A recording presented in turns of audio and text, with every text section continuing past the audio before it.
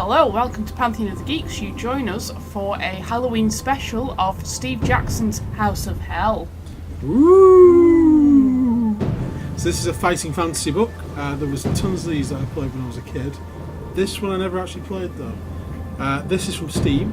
I've noticed there's about 5 of these on Steam. Is there? And I noticed Forest of Doom was there. That was one I did play when I was younger. And I nearly picked that one up, but I thought House of Hell, not played it before. And sounds a lot freaky. More Halloween-y. Yes. So guys, hope you enjoy. Let's get into Steve Jackson's House of Hell. Okay. So this is actually, did I say this is the first one of these electronic versions of this I've played as well. Ah, right. So this should be interesting. So we have a little bit of blurb about. Yeah. I'll let you start, shall we? Okay. So the House of Hell is a fighting fantasy game book, an interactive adventure in which you are the hero. You can only win through by choosing the correct path, finding equipment, avoiding traps, and surviving combat. House of Hell is a little different from other fighting fantasy adventures. You start your adventure unarmed, with no provisions or potions, and you have to avoid being frightened to death. Okay. Before starting House of Hell, you must choose from one of the 3 difficulty settings. This game book has been designed for optimum challenge on hardcore and medium difficulty modes. For newcomers to fighting fantasy, we recommend medium or free read modes. Okay, so this is hardcore mode we've got here. Yeah. I think we go medium. I think we go medium, to be fair. I feel medium. Yeah. Yeah, we'll go with medium mode. That seems. I always like going medium on things. Feels to me how things should be played. It's middle of the road, isn't it? Yeah. So you've chosen medium mode. Before embarking on your adventure, you must first determine your own strengths and weaknesses. To see how brave, lucky and resourceful you are, you must use the dice to determine your initial skill, stamina and luck scores. Your skill score reflects your general fighting expertise. The higher the better. Your starting skill is determined by rolling a single dice and adding 6 to that number. Okay, so let's see how lucky we are for this. 5. Nice. So it's 11. It's an 11 now. That's nice. That's good. Next is to determine stamina. Yeah. So your stamina score reflects your general constitution, your will to survive, your determination and courage. The higher your stamina score, the longer you will be able to survive. So it's determined by rolling 2 dice and adding 24 to that number. Okay. 9, that's a good roll. That's 33. That's a nice roll. Alright. Now for luck. So your luck indicates how naturally lucky a person you are. Luck and evil are facts of life in the devilish domain you are about to explore. Your starting luck is determined by rolling 1 die and adding 6 to that number. Okay, fingers crossed everyone.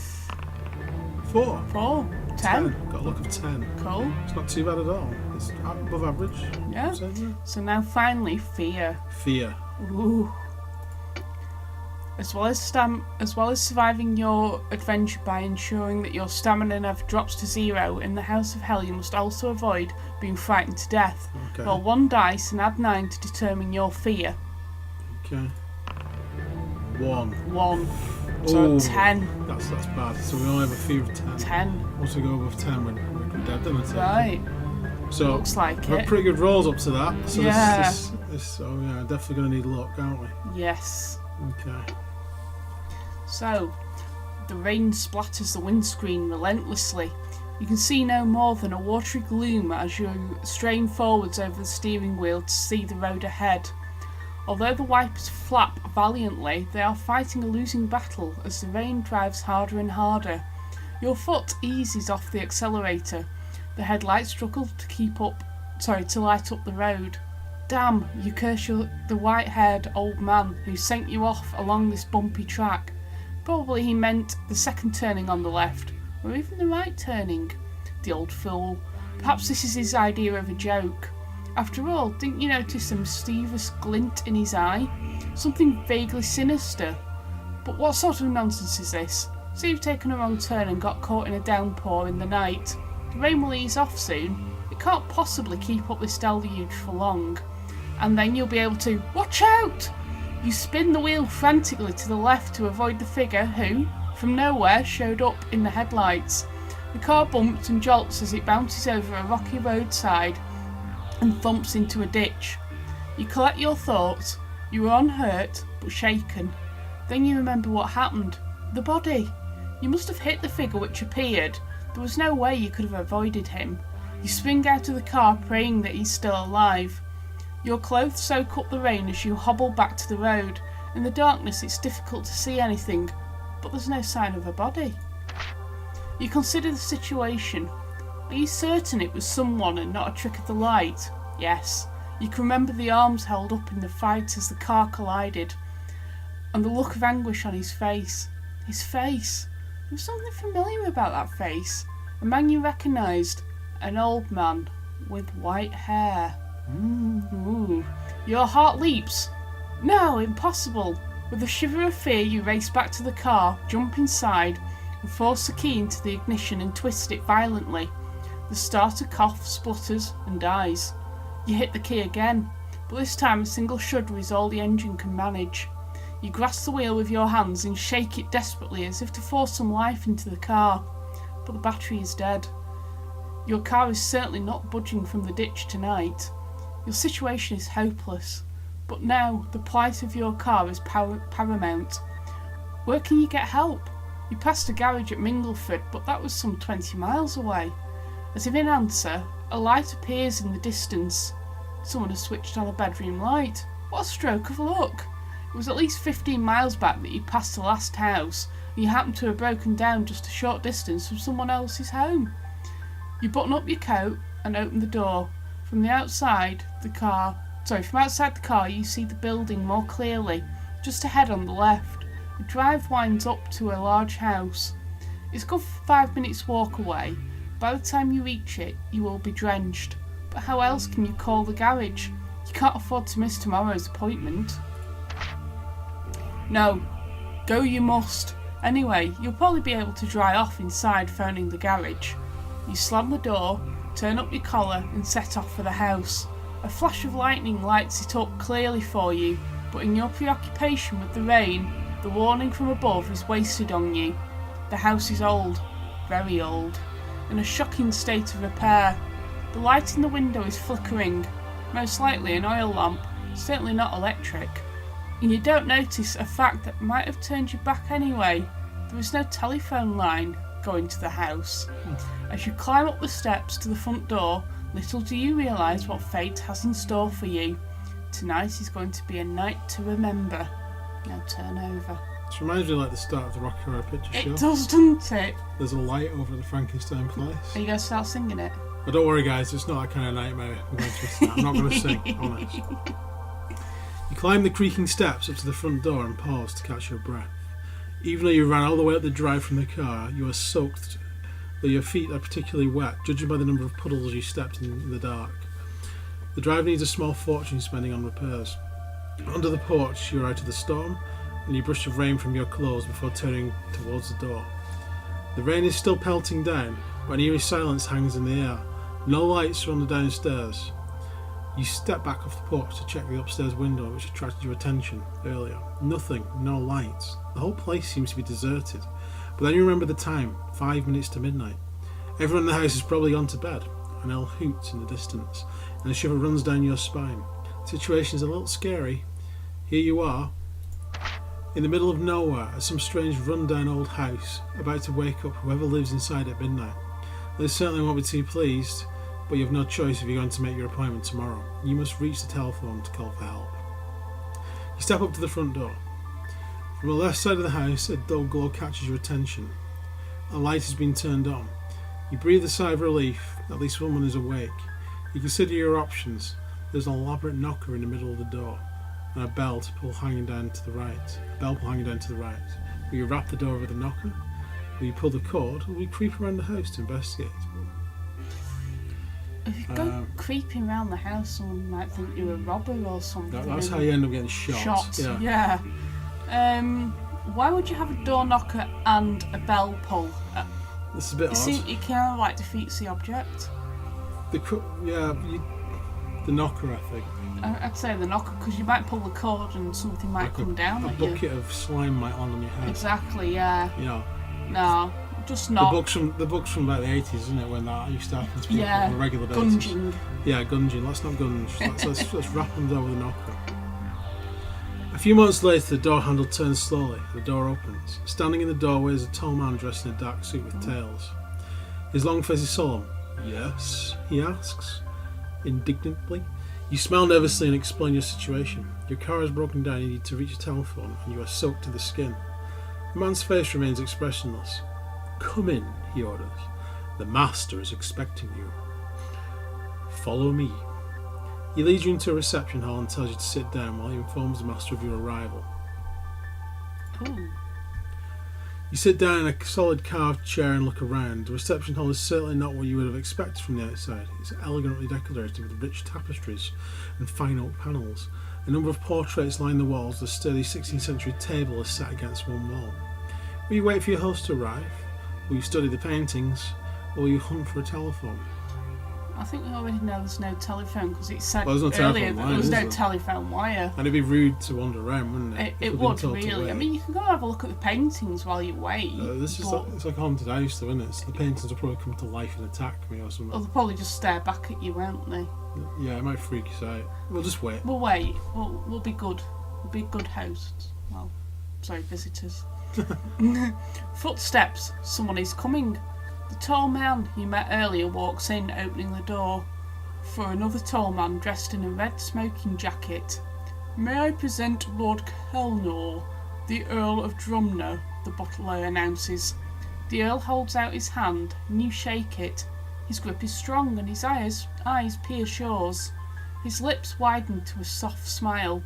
You begin to tell him of your predicament, but he holds up his hand. Please, I can see that you've been caught in this filthy storm. Let us sit by the fire, and we will see whether we can help. Franklins, tell the cook to prepare some food for our visitor. You protest that you don't wish to be any trouble, but your host ignores you and leads you into a drawing room where a fire is burning. You take off your coat and sit down. The heat of the fire makes you feel comfortable once more. Franklin returns with 2 glasses of brandy. That's right. Will you relax, drink the brandy, and ask if you can use the telephone, or will you wait to see what he asks you by turning to 111? Oh, you already know. Again, there's no telephone. He's just going to go, I don't have a telephone. Yeah. It'd be a bit rude just to ignore that he's giving you this brandy. There is, but I mean, some strange dude gives you a drink. Assuming it's brandy. I don't know it's brandy. We don't know it's brandy. I might not no. like brandy. I don't like brandy. But it might be a bit forthright just to go, oh, by the way, can I use your telephone? No. I think I'll just wait and see what he asks. Yeah. Your host is a little annoyed by your nervousness. Come, he says. There's no need to be afraid. Has your little accident caused you to lose your nerve? Drink your brandy. You'll soon forget your fears. As you watch him, your mind begins to play tricks on you. His expression is one of genuine concern for your welfare. Or is there a hint of something secretive in his eyes and smile? You shiver, and your fear of the situation is evident. You gain 1 fear point. Oh, great. Ah. My bad. A short while later, Franklin appears. Your meal is served, sir, he says to the Earl. You both rise and go through to the dining room. Okay.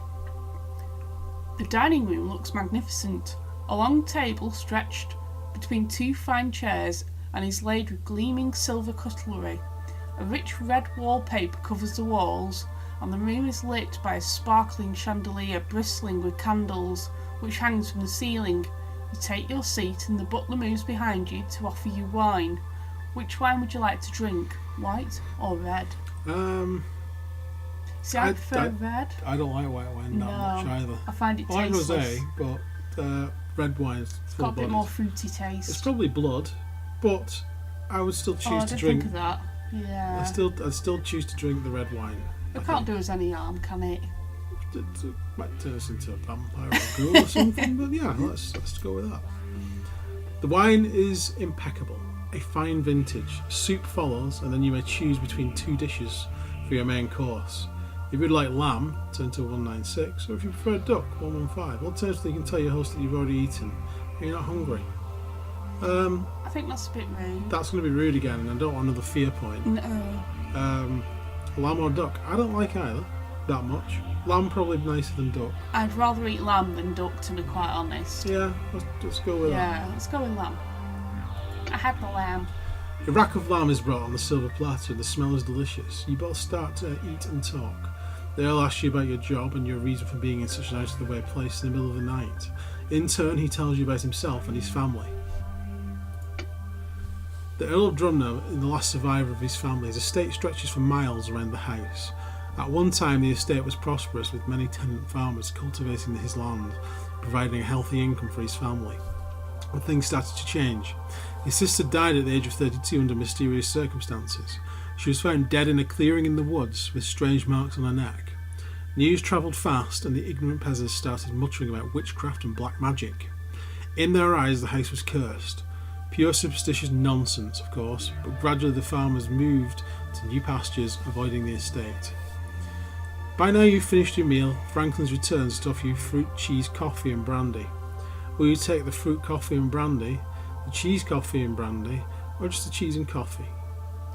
I'd say cheese and I coffee. think we've already dodged brandy once. I think we Yeah. should dodge it again. You think we should dodge it again? Just cheese and coffee, I think. Yeah, I'd say cheese and coffee, because you've had all that wine before, and... You know, Oh, cheese might give us nightmares. fruit, coffee and brandy. I'd personally rather have cheese and coffee. I like cheese Yeah. and coffee. It's like cheese and biscuits, isn't it? The butler brings you a plate of cheese and a steaming pot of coffee. He cuts you a portion of cheese and pours the coffee into a china cup. The conversation continues. You finish off your meal. The Earl rises to his feet, saying, "Our conversation has been most enjoyable, but now you must be tired. Franklin's will show you to your room. Let's retire." You stand up. He's right, you are tired, and it was well past midnight. You stumble and reach out to steady yourself against the table. Phew, you didn't realise you were that tired. Or have you had a little too much to drink? Your head is spinning, and the voice of your horse becomes part of a background noise, which is getting louder and louder in your ears. Eventually you collapse to the ground and lose consciousness. Oh, Okay, maybe Okay. you should have got the coffee. yeah. You open your eyes, your head is spinning, and it's some time before you're fully aware of the fact that your hands and feet are bound. The room you're in is empty, but you work out a plan. You will hop over to the window, break the glass, and use it to cut yourself free. Pulling yourself to your feet is awkward, but you manage it, and with a mixture of hops and shuffles you arrive at the window. Outside the wind is blowing, the rain against the window panes. Will you go ahead and smash the window with your hands, something of a risky business, or will you instead test your luck?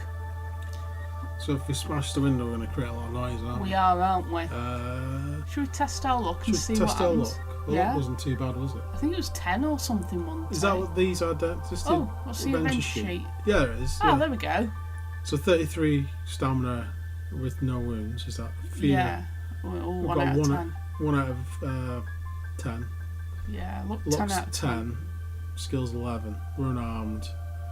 We know a few things, but I found nothing. Okay. I take it these are just. Is this a. Oh, it's a Oh, bookmark. bookmark. Alright, got you. Right. Okay.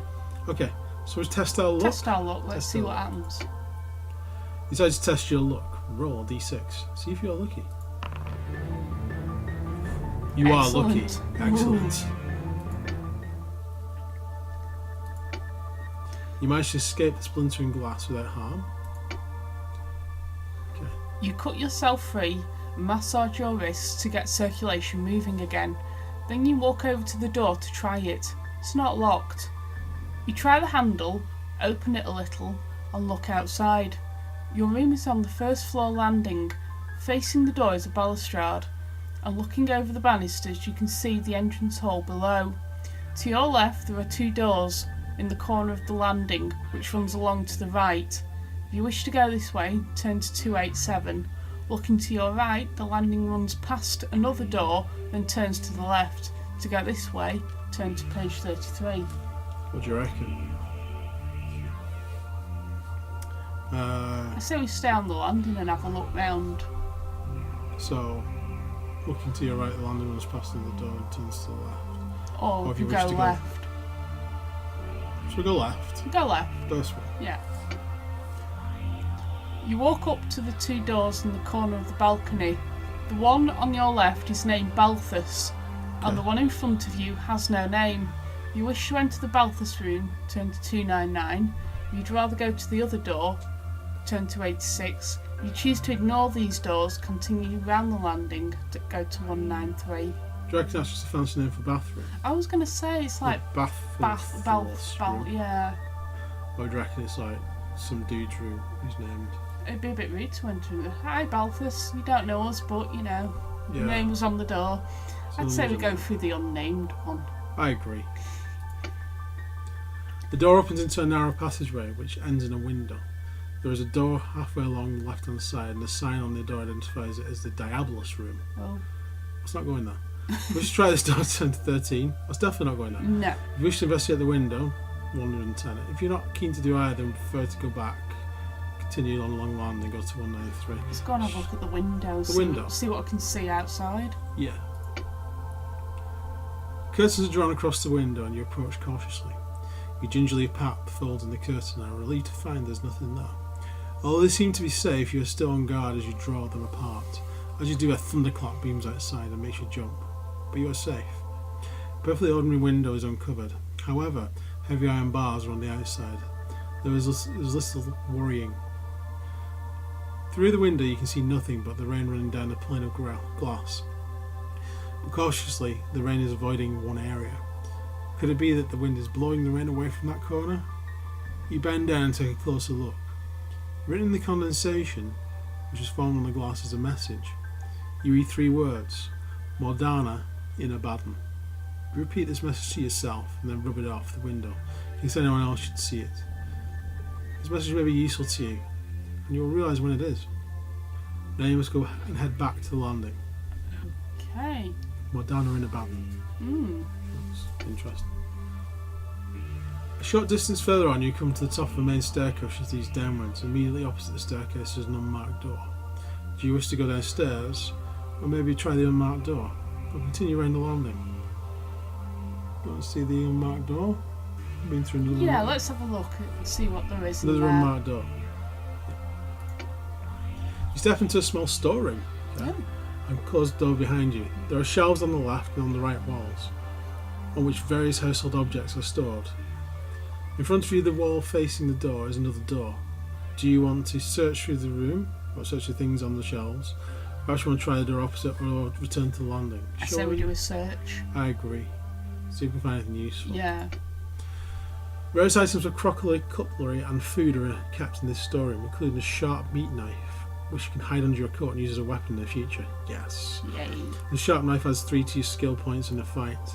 On one shelf you find several cloves of garlic, which you also take. There is also an unlabelled bottle of white liquid on another shelf. Wish to drink the liquid? Turn to this page. Prefer to ignore the liquid and try the door at the back of the storeroom? Turn to that page. Your only other alternative is to leave by the door you entered and return to the landing. We don't know what that liquid is. I mean, it could be holy water. It could be paraffin. It could be. It could be terps with some paint in it. As many of the unlabelled bottles of my childhood were. I don't fancy it. No. Should we have a look at this back of the storeroom, the door at the back? Yeah. So ignore the liquid and go to the back of the storeroom. You step out the storeroom into a hallway to your left. The hallway ends in a door which leads to the Shaitan room. Sorry guys. The Shaitan room. If you wish to try a door, turn to 200. Almost opposite is the Mammon room, which you can enter by turning to 123. If you're not interested in either of these, go back to the landing to the storeroom. So we go back. Shaitan, Mammon. Back to the landing, have another shufty round. Do you not want to have a look around? We don't know what these rooms are. Maybe we're missing tons of clues. Should we go to the Mormon room? It looks like Mormon room. The Mormon room. Mormon room. The room you enter looks well lived in. It's a bedroom, and a large bed covered with a yellow bedspread dominates the room. Clothes are strewn about the floor. A tap is running in a wash basin in the corner. The clothes suggest it's a woman's room, but no one is about. When you call out to announce yourself in case anyone is in the room, or will you search around to see what you can find? Otherwise, you could just leave the room. Should we have a look around to see what we can find? Search around the room and see what Yeah. we can find. Do we want? Well, if it's a woman's room, you don't want to go, hello, I'm in your room. Well, it'd be worse if she comes out of the shower and we're just stood there going, hi, with a pair of knickers in her hands. Well, let's go down that road, shall we? Okay. You walk over to the mantelpiece and study the trinkets scattered along it. A couple of lacquer boxes and a picture frame with no picture flank a large plant pot with a broad-bladed plant growing in it. In the grate below are several lumps of coal resting on a bed of paper, a fire all ready to light. But something else is in the grate, a black and white photo that has been thrown on the coals. Do you wish to check the contents of the boxes, or do you pick up the photo and look at it? It sounds like that photograph's been burnt for a reason. Is it Yeah. a reason we want to get into? Or... I think curiosity is going to get the better of us. but we have to look at the photograph of the boxes. I vote boxes. I vote photograph. Okay. Rock, paper, scissors. You win. Photograph. You sit on your haunches and reach for the photograph. As you pick it up, you feel a heavy thud on the top of your head. You Nice. slump to the floor, dazed, and the plant pot, which came crashing down on your head, smashes on the floor. You lose 3 stamina points. Do you have enough stamina to continue? We do at the So, moment. 290. See, she was shocked and she hit us with a plant pot. Can you blame her?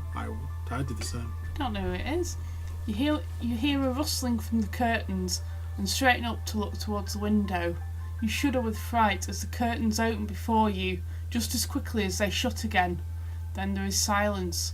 You walk slowly over and grab them, but they're perfectly ordinary curtains. You gain 1 fear point for the shock. No. Now, do you wish to leave the room, or will you try to work out the mystery of the The curtains? mystery of the curtain. Shall we just leave? Yeah, I think we better get out, haven't We've we? been hit and we've been... The mystery of the curtains, though. No, let's go. Okay. You may now proceed either by turning right and trying the door of the shaitan room, or you may proceed by turning left and following the passage, which bears right past 2 rooms labelled Asmodeus and Eblis. Shall we do that? Yeah. Shall we not? Shall we leave Shaitan alone? Yeah, I think we better add, don't we?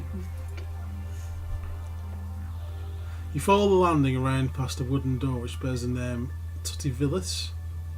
You may try the door by turning to 155.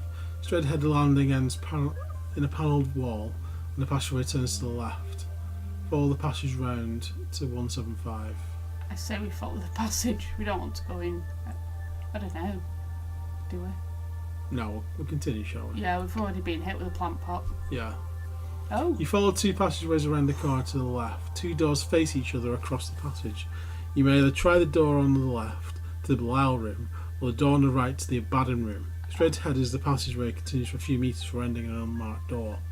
Through Belial, Abaddon. We're looking for Abaddon now. We are, aren't we? Isn't Well, that in Abaddon or something? Morgana in a Morgana. banner. Morgana Le Fay in Abaddon room. Yeah, let's have a look in there. Okay. It's got to have been there for a reason, hasn't it? I would have thought so. You enter a bedroom which is lit by a single candle burning by the bedside. A heavy musty odour hangs in the air, which could come from all the plants which are standing in pots on the mantelpiece, bedside table, dressers and shelves. Whoever used this room certainly liked plants. But another sight catches your attention and stops you in your tracks. Asleep on the bed is an old woman. It seems that she's not heard you, for she has not moved since you entered the room. Do you wish to leave her in peace? Do you want to walk over to her and wake her?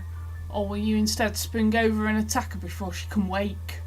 I presume this is the woman that the wind had told us about. So I think we should talk to her. Yeah, I don't think we should spring up I'm on not sure her. we should try and assault her. I mean, No, that's a bit- that's definitely gone a not. bit far. Yeah, we'll walk over and wake her. Oh, Oh, spine chiller. what? 10 fear points. You step over to the bed and shake the old woman gently, but as soon as you touch her withered skin, you jump back in horror. She's stone cold, dead. You gain 2 fear points for the shock.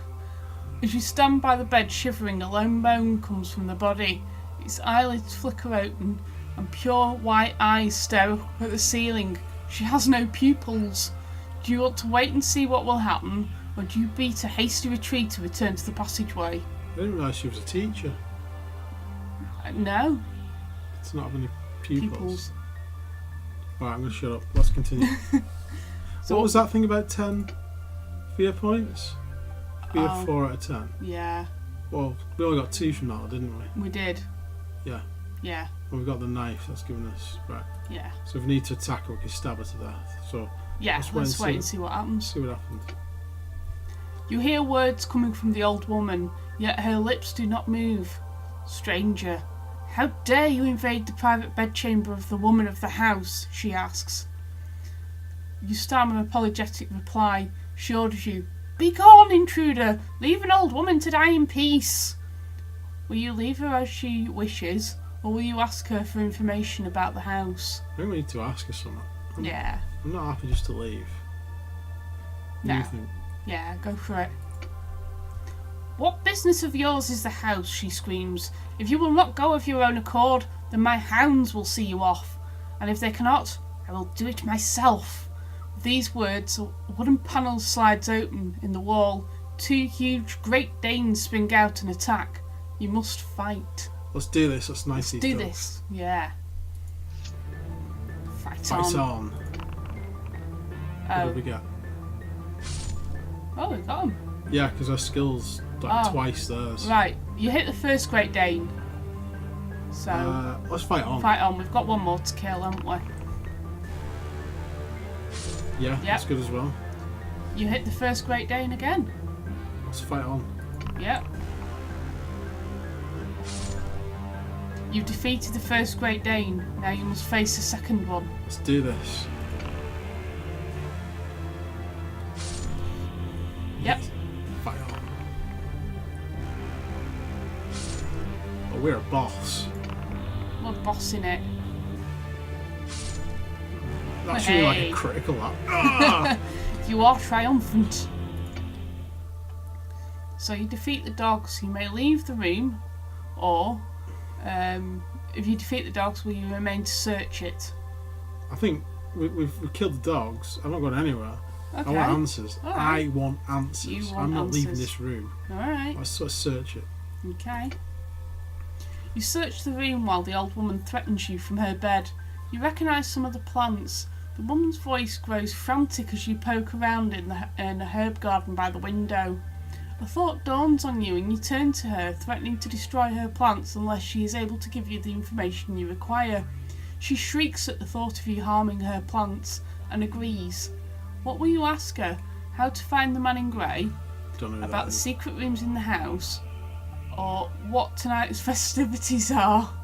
Well, we can't Oh, we pick can't those those two. We two, can only so- ask about the secret rooms in the house. Right. Yeah. Yep. Before I will answer your question, she says, you must tell me something. What is my name?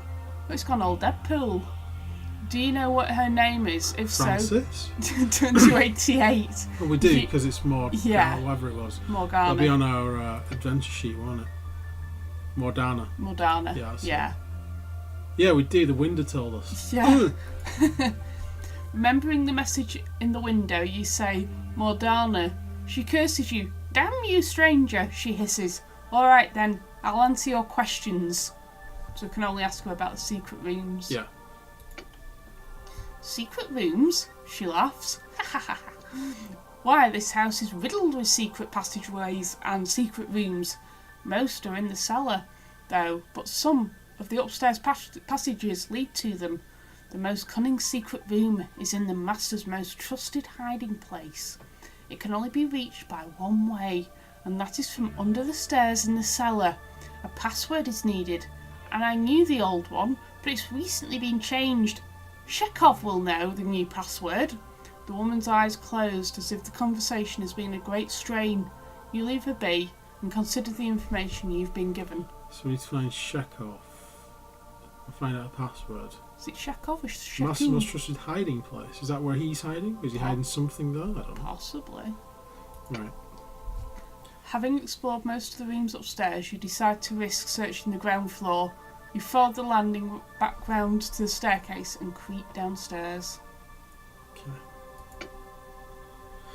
You walk down the stairs cautiously, looking in every direction. There is no one about. In the hallway below, you may choose to try the door on the left, the door on the right, or you can walk up to the front door and open it. I bet it's locked. I imagine it's locked. It might, set some alarm off. Exactly. And the butler will come running for us. Well, no, the butler's called Franklin, wasn't he? Left, right. Right, because we did left before, didn't we? So I think we should always go left, though. But oh dear. You shouted right before I shouted left. The door is locked. You may try the opposite door. But then, you could try it back along the hallway. Should we try the left door? We'll go left door then. The door opens into a large but cosy drawing room. The dying embers of a warm fire burn beneath the hearth. Comfortable chairs are arranged around the fireplace and two glasses and a decanter stand on the glass-topped table between the two chairs. There are plants and tall stands on the other side of the windows, and there is another door next to the one you came in. Do you wish to explore the room further, or you leave through the other door? Alternatively, you can have a little tip up from the decanter. We've avoided drinking the brandy. Yeah. I'm going to keep avoiding that. I say we explore the room. Yeah, see if and there's try and anything find, in there. like a chainsaw or shotgun. Stakes. Yeah. Or stakes. What eating ones or vampire slaying wooden stakes? I would say vampire ones. Okay. Yeah. You start looking through the ornaments on the corner shelf, or we examine the fire and the mantelpiece. Just fancy ornaments of the mantelpiece. Ornaments. There are several delicate items of pottery and a few silver pieces on the shelf. One of the silver ornaments is a short dagger, which you take, as it's rather too short to be a really useful weapon, but nevertheless you may add 2 to skill points if you use it to fight. There's also a silver hip flask. If you not already have done so, you can take this flask and fill it with brandy. Okay. Now you may either examine the fireplace or you may leave the room. Shall I look at the fireplace? Have a look at the fireplace now, yeah. A fine carriage clock sits in the centre of an elaborately carved wooden mantelpiece. A number of letters are jammed in by the clock, and you reach for them.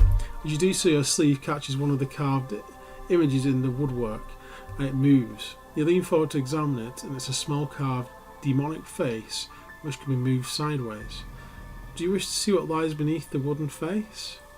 Or will you go through the letters? Shall we have a look at this wooden...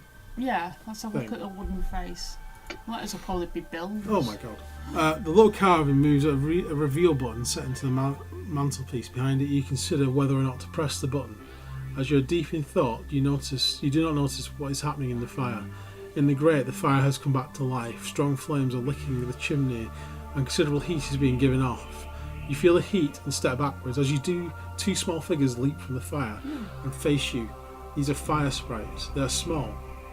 They come to your knees, but their flaming bodies burn with the vigour of fire from which they arose.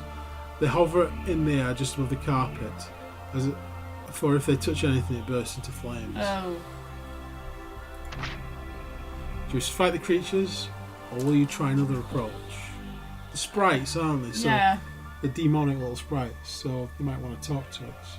Another approach. Do you want brandy?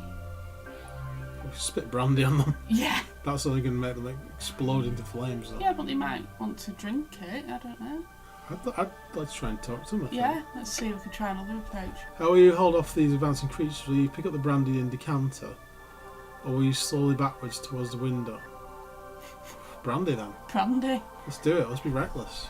Let's burn the house down if we have to. Yeah. To escape. Grab the decanter and splash brandy quickly over the 2 creatures, hoping to douse their flames.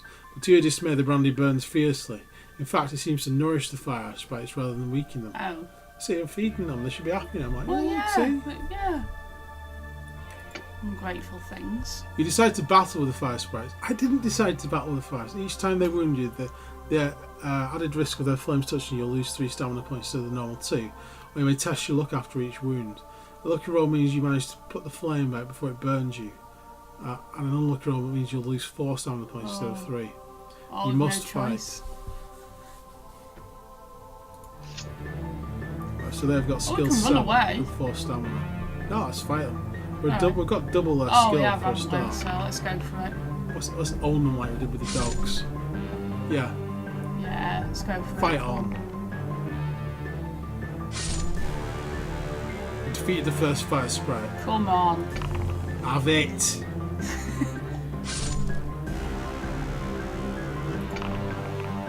Ooh, there's a lot of 6s Ooh. there. But we win. You are triumphant. Ha! Ha. Fire sprites. Yeah, what fire sprites? You step back into the fireplace and examine the secret button again. Will you press it? Will you leave the drawing room? I'm going to press it. I'm going to press it. I've worked to get this. We've just fought 2 sprites. You press the button, hear a small click, then you hear another sound, and you swing around to face the corner shelf. Beside this shelf is a sliding panel that's opened in the wall. You walk over to investigate and bend down to look at the opening.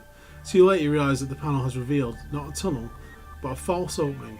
Behind the wall is solid, but it served its purpose and you've been lured into a trap. You are standing on a trapdoor which beneath you and you fall downwards. Damn it! Ouch. Down you fall for several metres until you finally land on something soft. Add 1 fear point for the fright. Now test your luck. Come on, luck. You are lucky. Yay. You are unhurt. You pick yourself up and verify there is no serious damage. You've landed on a mound of earth and hay. You realise you're in a cellar underneath the house. Oh. The room is fairly small with 1 door. Outside you can hear shuffling noise coming closer. Will you spring behind the door to surprise whatever is approaching, or will you click search the room for a weapon in case you need to defend yourself? We should already have a weapon. We've already shouldn't got a weapon, haven't we? shall we let's wait? wait and see what happens. The door slowly opens and you hold yourself close to the wall. The man who enters is short and stocky. Appears to be bent double. He's not armed. He peers into the room and scratches his head. Evidently he's heard something and is perplexed to find nothing in the room. Will you step forward and announce yourself, or will you keep hidden and hope he leaves? We've not met this guy yet, have we? We haven't, no. Do you reckon this might be Chekhov, whatever his name is? Possibly. So we do need to talk to him. Do we turn around and go, boo? I think we step forward and go, hello! What do you think? Yeah, let's go for the boo. You cough lightly and step forward. The man turns towards you and jumps back, startled. You apologise for frightening him and explain your situation. He eyes you suspiciously and calms down, saying, "Of course I'll help you. Follow me." As he turns and walks through the door, you can see that he's not bent over double but has a hunch back. You follow him from the room. Okay. Turn to 210. As you leave the room, the hunchback limps along and muttering to himself, "I wish the master's friends would not just drop on me like this," he mumbles, giving him such a fright and all, especially on a night like tonight. He leads you along the reaches a door on the left. Keep on going until you reach a staircase. Oh, he's sorry. I'm going to do this bit again. He mumbles, "Give me such a fright and all, especially on a night like tonight." He leads you along until he reaches a door on the left. Keep going on until you reach a staircase, then up into the house. I got work to do down here. Do you recognise the hunchback? Have you met him before? No. No. If not, you may follow his directions by turning to this. Or you can wait until he's gone and explore the cellar. Shall we wait until he's gone and explore the cellar? Yeah. Exploring the area, you find nothing particularly unusual. You see a wooden door on the left in the passageway, which you may try turning into, or you can walk a little further up and try another door on the right hand wall. If you prefer, you can ignore the doors and continue up the passageway. Should we try one of the doors? Left hand door? Left hand door. Yeah. You can hear gruff noises coming from within the room. Whoever or whatever is in there certainly doesn't sound too friendly. We'll try the door anyway, or we open the door on the opposite wall. I think we go in anyway. I'd go in anyway, you might. We've slain everything before so far. Well, yeah. So. The door is firmly locked. Whoever's in there doesn't want to be disturbed. We now open the door on the right. Might as well. Alright. This room seems to be a dungeon of some sort. For along one wall are 4 cells with heavy iron bars locking their occupants in. No one seems to be on your side of the bars, so you walk in to have a look. A twig cracks as you step forward, and immediately 3 bodies spring to life in three of the cells. They are a ragged lot, clothed in tatters, hair dishevelled and grubby. They all reach forward through the bars and plead with you to release them. Each one has been captured by the Earl of Drumner's servants and imprisoned to await some horrendous fate. Nearest to you is a pretty young girl. Her face and fair hair are dirty and she is in tears. She desperately wants to be released. In the second cell is a tall man with strong features. He has accepted that he is about to die and bravely asks you to kill him now to deprive the evil Earl of his pleasure. In the third cell is a balding man in a grey gown who says nothing. Do you wish to try and help these prisoners? You may talk to one of them if you wish. Do you want to talk to the young girl, the tall man, or the balding man? Or do you not want to talk to any of them and leave the room? We know what the first two actually want, though, don't we? Yeah, but the balding man, that woman that Morgana. Was this Morana. ass about the man in grey? Yeah. So we talked to him? Yeah. He's not said anything? No. You step up to the balding man's cell. Do not waste your time in here, he says, for you cannot help us. Our only hope is that you can destroy the evil in this house before it destroys us. But that is unlikely because you would have had to destroy the master first. He may only be killed with the crysknife, and the battle may only take place in a red room, to symbolise a battle taking place in hell itself. The dining room upstairs has red walls, but it's always locked and the key is hidden behind the mirror when ceremonies are taking place. You can find the crysknife and the key. If you can find the crysknife and the key, then you may save the world from the devilry that is brewing within these walls. But as for us, we will all be dead before the night is through. Don't waste your time with us. You listen to the advice and consider whether you ought to leave immediately, as he suggests, turn to 91, or perhaps you should talk to the others, turn to 143. See, I thought he was very informative. He's told us where and how to kill this master guy, and that the world's in peril, and that they're all dead anyway. Yeah. So, he's told us a lot. I'm quite happy with what he's told us. Yeah. And he says not to waste our time. So if we tarry here or let one of the others out, they might alert the presence of mobs and stuff. Yeah, I think we should go. Yeah, I think we'll leave. Further up the passage is another door in the right hand wall. We should try this door to turn to 112. If you want to pass it and continue along the corridor, turn to 393. Is that the one we've already tried that was locked, or is this a different one? I assume it's a different door. Well, give it a try. No. The door opens wide and you're about to step inside, but hesitate when you see what lies within. You're entering an underground torture room. In the one corner stands a formidable Iron Maiden, its deadly door standing ajar. A stretching rack is in the centre of the room, and hanging from the ceiling along the left-hand wall are 2 cages. One is just about large enough for a man to crouch in, and the other will allow a man to stand up, but not move about. Shiver runs down your spine. Suddenly 2 pairs of hands grab your wrists, and you're shoved forward into the room. From behind the door steps a broad-shouldered man with powerful arms. He is dressed in a leather apron and trousers and wears a patch across his left eye. "So," he exclaims, "and who do we have here? Trespassing in our house. Come on, speak up. Have you lost your tongue?"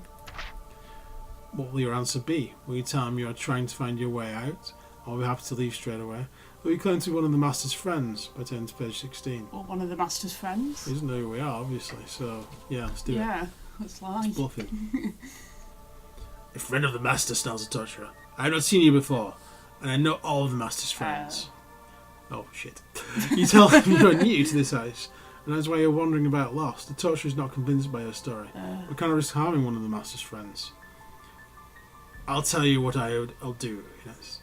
"I don't believe you, but I'll give you a chance. You can convince me that you're one of the Master's friends. I will let you go. First you have to pass a little test. Tie our friend down, lads." The torturer's assistants bundle you off to the middle of the room and tie you to a rack. "Right then," says the torturer. "Let's see if you really do know the Master or not. Orville here will give you a letter. You will tell me the first word that comes to your head, beginning with that letter. If you take your time and think too long about your answer, Dirk will tighten the rack. Got that? Alright, let's start. Each time the torturer's assistant gives you a letter, you'll be able to type in the first word you can think of which begins with that letter and relates to the house. After the test is complete, the torturer will consider your answers and decide whether or not he believes your story. The first letter Orville gives you is a D. Diabolus? Yeah. You must type quickly. We'll let you do it. I don't know. Type. No. Oh, type your answer here. Right. Oh. Diabolus. Is that right? I think so. Take that L out. Oh no, because that'll be Diabos. Put the L back in. Okay.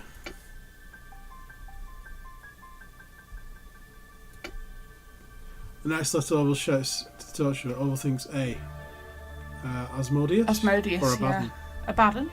No, Asmodeus. Go Asmodeus. Yeah. Okay.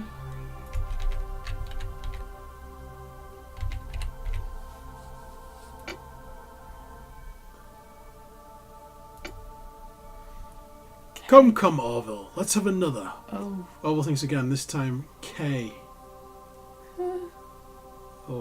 Okay. I don't remember a K. I don't remember a K. Which should we go for? Kill? Kill?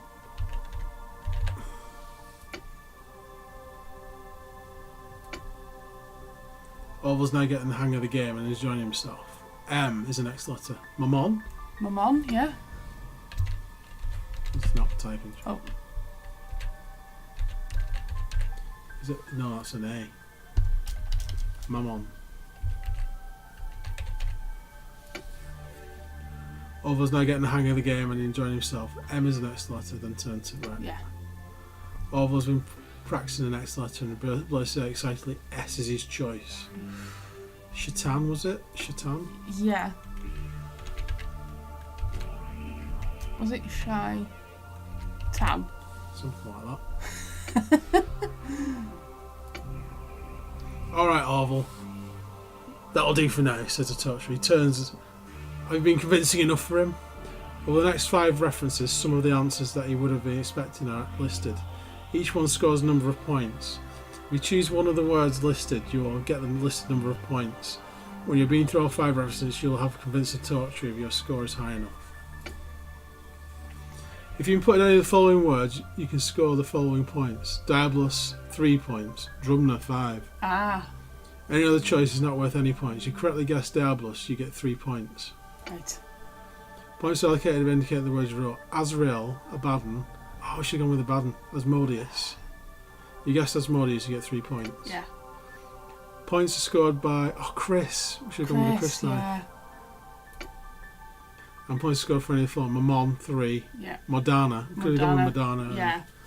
We got 3 points. You scored no points for any other selection. You scored 3 points. Shaitan, we said, didn't we? Yeah. But I didn't spell we it could have gone right. Chekhov. Yeah, but I didn't spell Shaitan right, did I? No. How many points did you score in total? You scored 8 to 11 points, so somewhere in the middle, isn't it? Yeah. Grunts torturer. I'm still not convinced. Nevertheless, you may be a friend of the master. You hold your breath and pauses as he makes up his mind. Alright, stranger. I'll give you the benefit of the doubt. Release him from the rack, Dirk. You're set free and allowed to leave the room. You leave the torture room and you can now continue along the passageway. Right. The passageway widens into a small chamber. Although it's dark, you can see a staircase going up a few metres ahead of you. To your right, the chamber opens out onto a wide area. You step forwards and almost immediately a twittering noise puts you on your guard. Suddenly you feel something land on your head and dig sharp claws into your scalp. You grasp and swat it away. Your hand touches a small leathery body and a pair of wings start to flap as it raises from your head. Bats. A number of them are flopping around your head, darting and scratching with their claws. You gain 1 fear point for the shock. Do you wish to run up the stairs, hide under the stairs, or fight the bats? Let's fight the bats. Okay. Bat Wars. Bat Wars. Time to fight. Fight on. We win. Fight on. We win again. We win again. Excellent. We're triumphant. So we can either climb the stairs, explore the Bat's chamber, or let's have a look round. Let's explore the Bat's chamber. Where do we look? In the corner from where the bats came, along the back wall, or under the stairs? Well, we know under the stairs is the Master's hideout, don't we? But we don't know the password for it. What if it's along the back? Oh, maybe where the bats came from. What if Trouble where the bats came Chekhov is hiding in there? You search around the corner, but you find nothing unusual. You can hear some bats squeaking, but you can find nothing, and the overwhelming smell of their droppings forces you to cut short your search. You must decide what you want to do next. Back wall? Yeah, back wall. You feel along the wall for any sign of a secret entrance, but find nothing. Just as you are beginning to think you are wasting your time, your left hand dislodges a brick. Behind the brick is a lever. You pull the lever and a rumbling noise comes from the wall nearby. A section of the wall slides to one side, revealing a small entrance just large enough for you to climb through. You look inside, but it's pitch black. Do you want to step through the doorway, or rather not risk it and climb the stairs instead? Let's go. Let's go through the doorway. I'm in. Yeah. I'm in for a penny. In for a pound. You find yourself in a dark tunnel. It's quite short and ends at a door. You open the door slowly. When you see that there is no one inside, you step into the room. It seems to be some sort of ceremonial ante-room or dressing room. Hanging from hooks around the walls are 30 to 40 white gowns, and resting on the shelves underneath the gowns are macabre masks made from goats' heads. A single passageway leads off to the left. While you are wondering where to go next, a sound sends a chill down your spine. Someone is coming. A hubbub of voices grow louder as a group of people come towards the room. You look quickly round for somewhere to hide and decide to nip behind the door. Suddenly, the door opens. About 40 people come into the room, all chattering excitedly. You mingle with them and merge unnoticed into the crowd. They are ribbing a man called Brother Isaacson. It seems tonight is a very significant night for him. You copy what they're doing, laughing and smiling, and even getting dressed up in a gown and mask.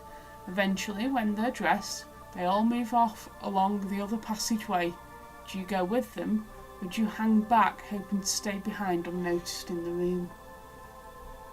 I bet one of them will turn around and go, "Come with us!"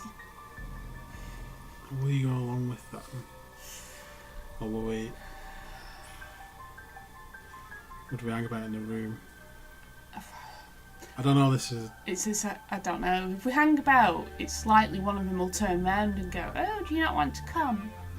Yeah, good point. Let's do it. Let's go along with them.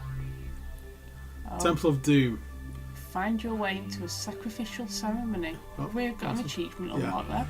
So the passageway leads to a large chamber with rocky walls. Mystical symbols are painted on the walls, and 4 goats' heads mounted on spikes mark out the central area. In the centre of this area is an altar draped with a black cloth, and a hooded figure stands by the altar. This figure wears a gown like the others, but his goat's head is dyed purple. You presume he must be their leader. You follow the congregation who surround the altar and stand at the back.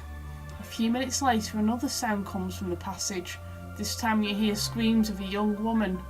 2 of the masked characters emerge from the passageway, pulling a pretty fair-haired girl who is frighteningly furious to break free and screaming at the top of her voice. She is dragged to the altar and tied down on it. The congregation, led by their leader, chant for a short time. Then the leader motions for Brother Isaacson to step forward. The two exchange masks, and Brother Isaacson steps up to the altar. Drawing a sharp dagger from his gown, he raises above the woman. Exciting mutterings run through the crowd. But what will you do? Will you watch what will happen? Find a way out, or you could try and rescue the young woman. Too many of them. There's too many of them, isn't there? Yeah. if we sneak out now, they're all distracted. I think we kind of have to stay and I watch. think we are, unfortunately. Some evil, morbid curiosity, no, but if we try and escape, there's a chance they'll catch us now. Exactly, yeah. And they'll know we're not one of them. Mhm. We need to pretend we're one of them. Yeah, One of us. for the greater good. The pitch increases as the onlookers join hands and circle the altar. The priest raises his knife into the air and lets out a frenzied scream as he brings it down. You force yourself to look away, and suddenly you notice another passageway leading off the room. You look back at the gathering. They're all busy with the sacrifice, smearing the unfortunate victim's blood over themselves. You seize your opportunity and run for the passage. Test your luck. Let's do it. Excellent, lucky. you're lucky. You tiptoe quietly along the wall towards the other passageway, keeping your eyes on the ceremony to make sure you're not noticed. You edge along until you reach the passage and nip smartly along it. You have escaped. At the end of the passage is a door which is unlocked. You open it. The door opens into a small room which is pitch black. There seems to be no exit from the room, but you feel around the walls. Eventually your hand touches a small button in the corner and you press this. A panel in front of you slides aside and lets you into the passageway. There are 2 doors opposite each other, one on the left and one on the right. There is no other way. We go left, we go right. Left? Left. Left. The door is not locked, and the shuffling yelpings that you hear on the other side suggest you ought to proceed with caution. We decide against entering and examine the passageway you're in, or you fling the door wide open and stride boldly in. Let's do it! Let's do it. Knife in hand. Dogs. The smell from within the room catches you off balance and stops you dead in your tracks. The room itself is unexciting, with the bare rocky walls and floors. Strewn around the floor are the headless bodies of 5 goats. Standing over the goats, feeding ravenously them, are huge Great Danes. As you enter the room, they turn towards you angrily at having their meal interrupted. Their mouths curl back and they are in a snarl. Okay. More Danes. Let's do this. Fight on. Fight on. Triumphant. Defeated him. If you defeat the dog, turn to 94. The other 2 great snarl and advance towards you. If you wish to fight them, turn to 78. If you wish to escape, you must test your luck. Let's keep going. Come on, let's do this thing. You want some? Come get some.